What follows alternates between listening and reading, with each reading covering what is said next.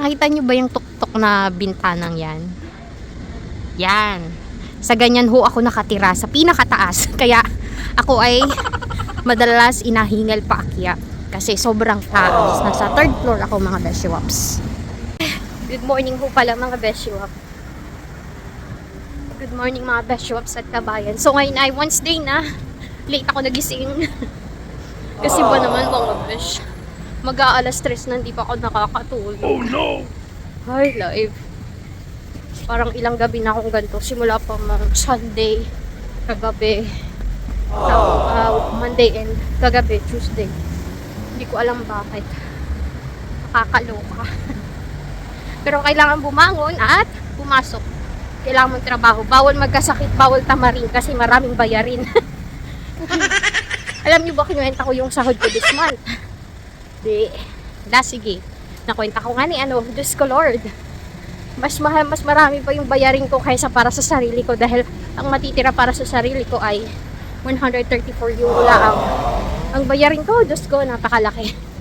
Pero okay lang yun, ganun talaga kasi gusto kong bayaran yung mga insurance ko bago ko umuwi ng Pilipinas para pag uwi, wala na akong masyadong intindihin, di ba?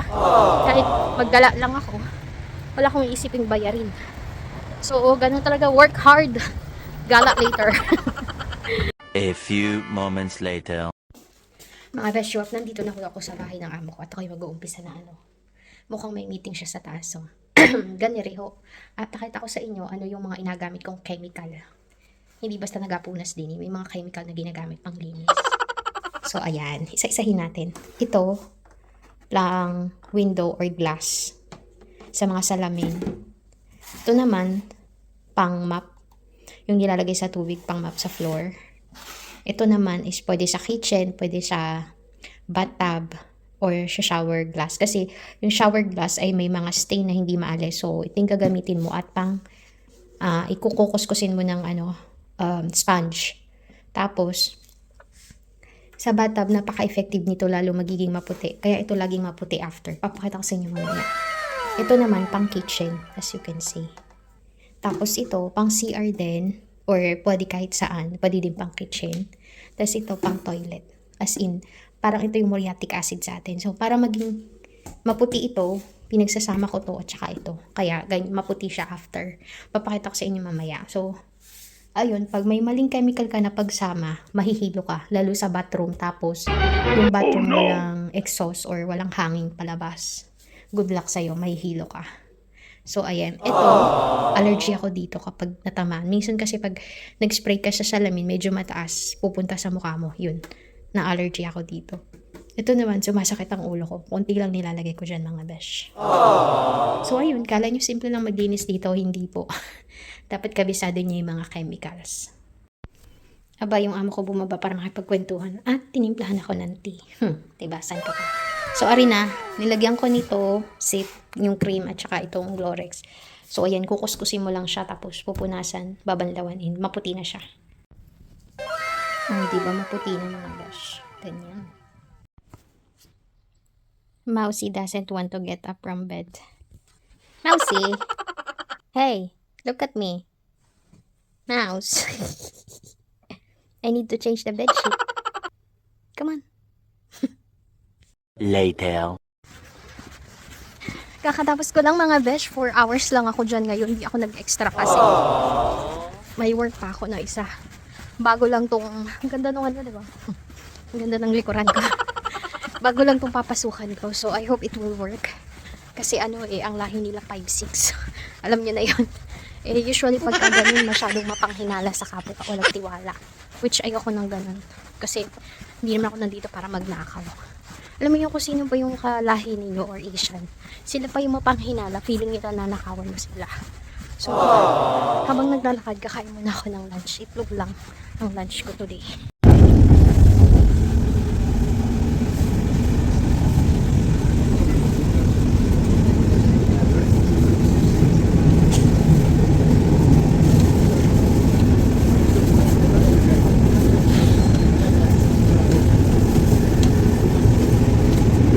2 hours later. Mga besh, kakatapos ko lang. 4:50 na.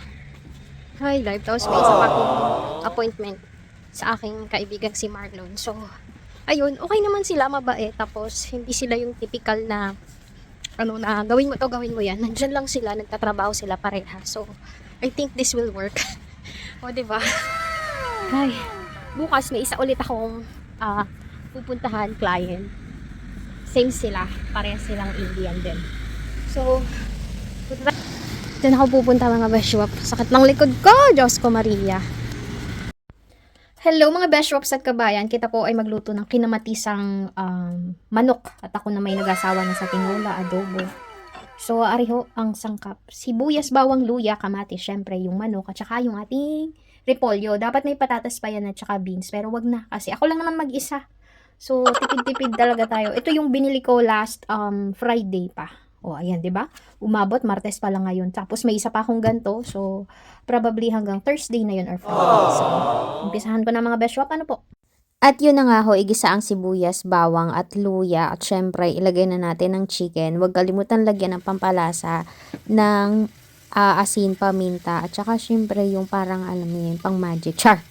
So, ayan. So, parang inasangkot siya ko lang yan. Tapos, nilagay ko na yung kamatis. Mga after few minutes na yun, mga 5 minutes bago ko nilagay yung kamatis. Tapos, syempre, lagyan natin ng maraming tubig na sabaw. Tapos, lagyan ulit natin ng kamatis. Kamatis? Asin at saka paminta pala. Ano na ba, Gary? Puro kamatis na lang. So, halu-haluin. Tapos, lagyan ulit ng another tubig. Kasi, tingnan nyo naman, kaunti lang yung tubig. At, dinagdagan ko siya, mga beshwap. Umabot siya ng 2 araw or 3 araw kong ulam, actually.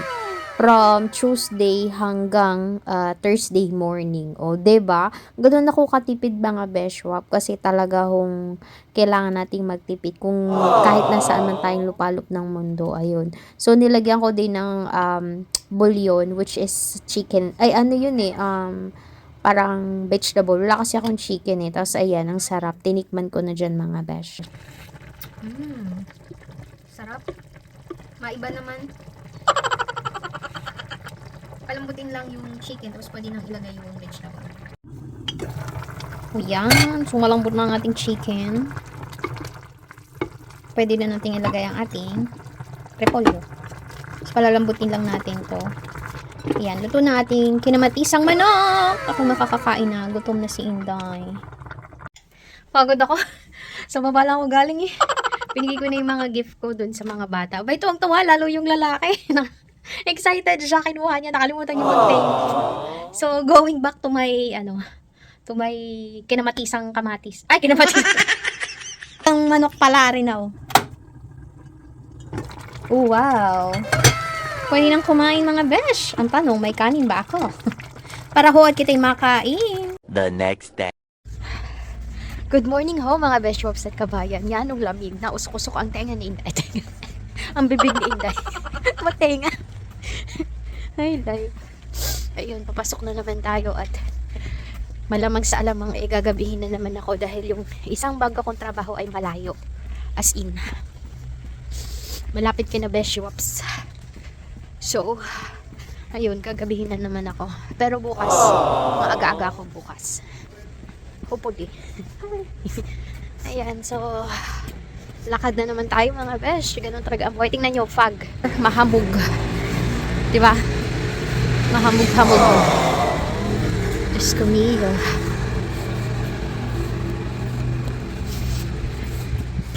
Ang gusto mo na umuwi pero hindi pa pwede. 10 months pa. 10 months mga besh. 10 months nga ba? January, February, March, April. Naku, 11 months pa pala. 11 months pa. My God. Whew. Ang ganda ng mga bahay din yan. Oh. Ang ganda ng pagkakagawa nila. Oh. Uniform na uniform. Ito ay mga 1800s pa. Itong mga bahay na to. Tingnan nyo yun. Oh. O, diba? 1887. Oh. Diba? Gano'n nakatagal yan mga besh? Ganun ho ang mga bahay dito. 100 years ang tinatagal sa tibay. Wala ko kasing lindol dito dahil wala namang bundok. Sabi ko sa inyo, flat ang Netherlands. Walang kabundok-bundok. Tsaka ito ay man-made country, mga besh. Tinambak lang na lupa ang karamihan dito. Ay, aga-aga na high blood ako. May mga batang bastos na ano yung may water gun. Ang inang pabastos. Pinapuslitan ako. Aga-aga. 3 hours later. Ay, mga besh, nakatapos na ako 3 hours. May another 3 to 4 hours pa. My God, sana kayanin ko. Well, kaya ko naman, kaso naiinip ako. Kasi, alam mo yun, sobrang ang bilis mag-delete. Tapos ang layo pa niya. But anyway, good thing is, isang sakay lang siya. Tram 3 lang. Bandang dulo. Good luck to me, mga besh. Makain muna ako habang naglalakad or nasa tram. A few moments later. Diyos ko po, pagkalayo-layo pala ni Ray Marie yung Google Map. Diyos ko naman, kakainis. Lahat pala, nag-tram 19 ako. Hindi kasi agad binigay yung address. Sinabi lang yung lugar, pero yung exact address. Ay, life. Dapat tram 19. Ko, ang layo. My God. Hindi kaya pag nag-snow. Ay, life. Ganyan ang buhay, mga beshiwap. Oh, napakalamig. Yan, oh. Later. Hello, mga besh. 6:15. Ayun, sobrang pagod. Napasubo ako. Tambak ang hugasan. Kasi nagluluto siya, tapos binibenta niya, kaya maraming hugasan. Pero, okay lang at least. Ayun. Sabi niya, message na ako pag pababalikin niya ako. Kasi may isa pa siyang tagalinis. Actually, hindi ko lahat nalinis. Walang vacuum. Sira yung vacuum nila. Tapos grabe. Ang dami kailangan linisin. Parang hindi nagalinis yung tagalinis ka lang. Ayun, ang lamig. Tapos, layo pa ng lalakarin ko. Nakakaiyak sa pagod. Pero ganun ho talaga ang buhay, mga besh. Buhay abroad. Nakakaiyak sa pagod. Binigyan ako pagkain, Indian food. Binigyan ako samosa, tsaka may rice, tsaka ulam. Ayun, hindi na ako maglulutong hapunan. Magluluto pa sana ako ng atay ng manok, adobo. Wag na, kasi meron na pagtyagaan ko na to. Pagod na talaga, mga besh eh. 4.5 hours, mga besh waps. Tingnan niyo yung lalakarin ko. Oh. Ako lang mag-isa. Ang lamig, ang hangin. Doon pa ako sasakay. Yan, kung gusto mo mag-abroad, pag-isipan mo muna. Kakaiyak ko sa pagod, sa lamig. Hi, life. The next day. Good morning, mga beshiwaps at kabayan. So, Friday na ho! Diyos ka, Lord. Makakaraos na naman ng isang linggo. So, ayun, ewan ko lang kung nabigyan pa ako. Nagpalit akong jacket kasi yung jacket ko kagabi, ang baho, amoy curry. Dahil dun sa huling trabaho ko kagabi ay Indian. So, nagluluto kasi siya ng mga pambenta niya. Amoy curry. So, pinalitan ko. Ngayon, di na halalamigin kasi may gloves na ako. Ang lamig kasi kagabi, my goodness eh. Tapos ang layo pa ng nilakad ko. Tapos gutom na kagabi. So, alas 10 na ng umaga. So, yun lang yung kagandahan sa trabaho ko kasi anytime pwede akong pumasok ng maaga or pwede dimang late, basta may susi. Mahirap kasi pag walang sariling susi eh. Yung iba kasi hindi nagbibigay ng susi ng bahay nila, so kailangan pumasok kang maaga para makapasok ka, tapos iiwan ka na lang nila dun. Pero karamihan naman ng bahay na may trabaho ko, Dutch, may susi ako sarili, binigyan nila akong susi. So, anytime pwede ako pumunta. Ayun, sobrang fog ngayong umaga. Tapos bukas may 2 hours ako na trabaho. Pupuntahan ko yung bahay ni Besh, dadalawin ko kasi bukas Sunday, pabalik na sila. I-retouch ko baka mga ali-ali kabuk ng mga Besh. So, liko tayo dito. Ang hirap huminga pag balot na balot. Tingnan yung mga bahay dito. Ganda, no? Hindi nga akalain na third floor yan. Spacious kasi sila dito. Kumbaga, yung mga spaces talagang ginagamit nila. Galakad muna ako, nahingal na ako eh. Ang dami ng Christmas tree, mga besh, for sale. Ayan, oh, ang gaganda. Meron ding maliliit. Wow. Totoong Christmas tree yun, as in puno talaga. Dito kasi, konti lang yung bumibili ng plastic. Gusto nila yung totoong Christmas tree kasi yung smell daw ng fresh na puno. O, di ba? May ganun. 3 hours later. Pagod mga besh. Kakatapos ko lang sa una. May pangalawa pa. Tapos yung pusa ng kaibigan ko, pupuntahan ko after nitong trabahong to at papakainin. Kasi umalis sila. Nag-out of the country. Walang magpapakain sa pusa. So, today, tsaka bukas, tsaka sa Sunday, pupuntahan ko yung pusa. Pagod much. Bye, life. So, magkalapit lang yung trabaho ko today. Mga 5 minutes walk lang from dun sa una. Tapos dito sa pangalawa. Ito yung mga unang-unang kong trabaho, mga best shops. Magkakaibigan yung mga yan eh. Pero yung isa, nilet go ko na kasi di na kaya ng schedule ko dati. Tapos lilipat na rin sila ng bahay. Later. Mukha kong ewan sa suot ko, mga besh. So ayun, nakapagpakain ako ng pusa. Tapos na ako for today, mga besh.